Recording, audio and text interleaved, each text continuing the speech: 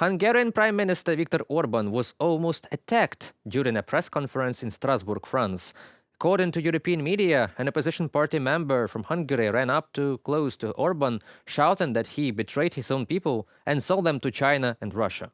Mr. Orban was just talking to journalists that one simply cannot defeat Russia on the battlefield and you need to negotiate a ceasefire as soon as possible. And then this happened. The Hungarian intention is focusing on to manage a ceasefire as soon as possible. A ceasefire. Because we are convinced that you cannot win that war on the battlefield. Simply you cannot. That's our opinion. How much money did you betray your country for, Prime Minister? He sold it to Putin. He sold it to Xi Jinping.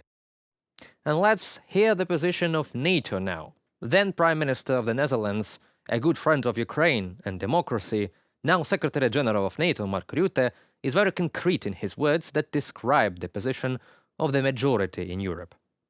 Ultimately, it's up to Ukraine to decide what are acceptable conditions for a negotiated solution.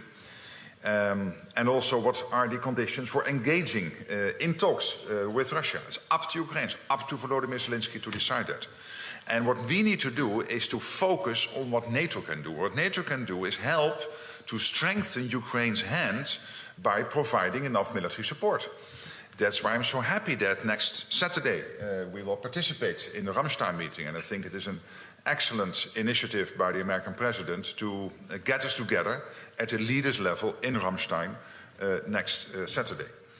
And why is it so important that we do more to strengthen Ukraine's hand? Because it's the only way to a negotiated agreement. I believe it's the only way at the end of the road. And to convince Putin that he will not win on the battlefield. And that's the paradox. That to come to a negotiated agreement, we have to make sure that Ukraine is strong. That's quite the opposite position, to be sure. While the majority says Ukraine has to win on the battlefield, and it can do so with our help, friends of Putin continue to convince that it is impossible to defeat Russia on the battlefield, which is one of the myths of the Russian state propaganda. To be honest, I don't like the tendency. Europe seems to be divided as never before, between the ones who dare to oppose Russian brutal intervention and genocidal war of attrition, and the ones who want to return to comfortable times when you could buy cheap Russian gas and not think about some country in Eastern Europe that is shouting, "We are attacked now, and you are next." That's an uncomfortable truth, isn't it? And let's remember the attempt on the life of Slovak Prime Minister Robert Fico earlier. He nearly recovered after being shot at. Again, the reason for attack being political motives.